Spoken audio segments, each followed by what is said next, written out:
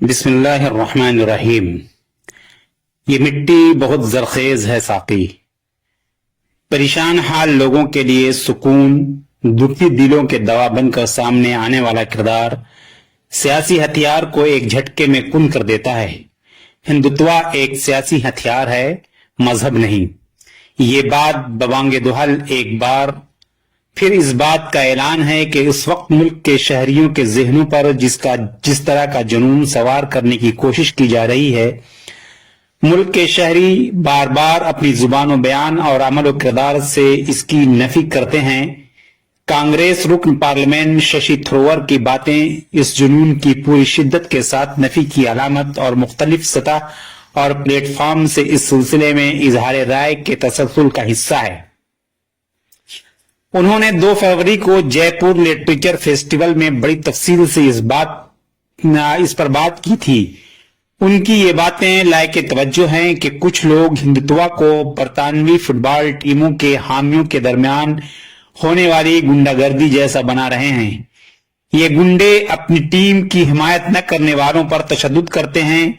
ये लोग कहते हैं कि तुम मेरी टीम का सपोर्ट नहीं करते, मैं तुम्हारे सर पर मारूंगा। इसी तरह कुछ लोग हिंदुत्व के नाम पर कहते हैं कि तुम जय श्री राम नहीं कहते, मैं तुम्हें पीटूंगा।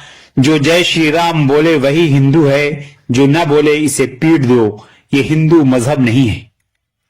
उन्होंने मजीद कहा कि हिंदुत्व और हिंदुइज्म 2 मुख्तलिफ चीजें हैं। मैंने हिंदू मत पर जितनी भी किताबें पढ़ी हैं उनमें हिंदुत्व से कोई मुताबिकत नहीं है।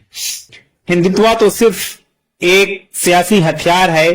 हिंदुत्व हिंदू मत को महदूद करता है। किसी शख्स का मजहब क्या है ये वही तय करेगा, न कि कोई सियासी जमात। हिंदू मत में ईश्वर के तस्वुर पर बात करते हुए कहा कि कदीम जमाने में हिंदू मजहब में ईश्वर का तस्वुर बहुत सादा था। जिस तरह इस्लाम में है, हिंदू मजहब में भी ईश्वर की कोई शक्ल सूरत नहीं है। उन्होंने स्वामी विवेकानंद के इस कौल का जिक्र किया कि हिंदू कभी धर्मांता अंधी अकीदत के जुनून की आग नहीं भड़काएगा, लेकिन देखने में आ रहा है कि इस वक्त जुनून की आग भड़काने की पूरी शिद्दत के साथ कोशिश की जा रही है और ऐसी हरकत हो रही है जिसे कोई भी मुहज्जब समाज शराफत तो दूर इंसानियत के दायरे में रखने के लिए भी तैयार नहीं होगा। जुनून की आग का हिस्सा बनकर एक तबका सोचने समझने की फितरी सलाहियत को कुछ वक्त के लिए तर्क करके उसके लिए ईंधन भी फराहम करने लगता है। अपने दिलों को नफरत और अदावत से भरने लगता है। इस राह में बह जाता है। जिधर वो ले जाना चाहते हैं वो काम कर बैठता है जो उससे करवाना चाहते हैं। आए दिन ऐसे काम सामने आते रहते हैं। कुछ दिनों पहले डीजे और बाजे का बड़ा गलगला था। जोश और जुनून में नफरत इधर उधर बहा लिए फिर रही थी। अक्ल शऊर ने कुछ देर के लिए इंसानियत और शराफत को ताक पर रख दिया था और हैवानियत इबादतगाहों के सामने रक्स कर रही थी।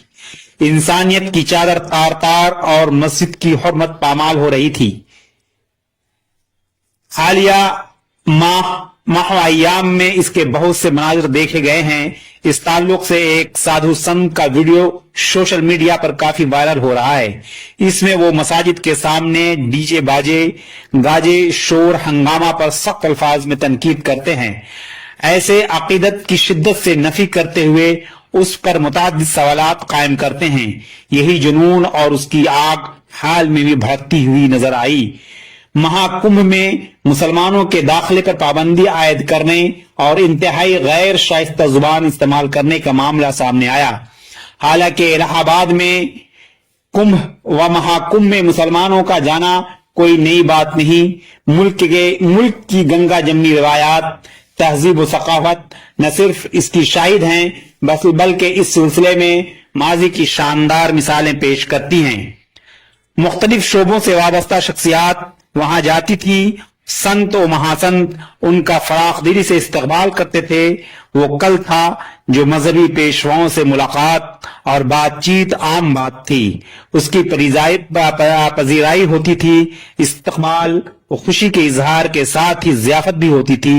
ये आज है जब नहीं चाहा जाता कि लोग एक दूसरे से मिलें, دل سے دل اور ہاتھ سے ہاتھ ملے بات چیت کریں، کچھ کہیں کچھ سنیں، ملک کے شہریوں کو ایک دوسرے سے دور کرنے کی کوشش کا ہی حصہ مسلمانوں کو محاکم سے دور رہنے اور رکھنے کے لیے ناشائستہ زبان کا استعمال اور اقدام تھا، لیکن قدرت کو شاید کچھ اور ہی منظور تھا۔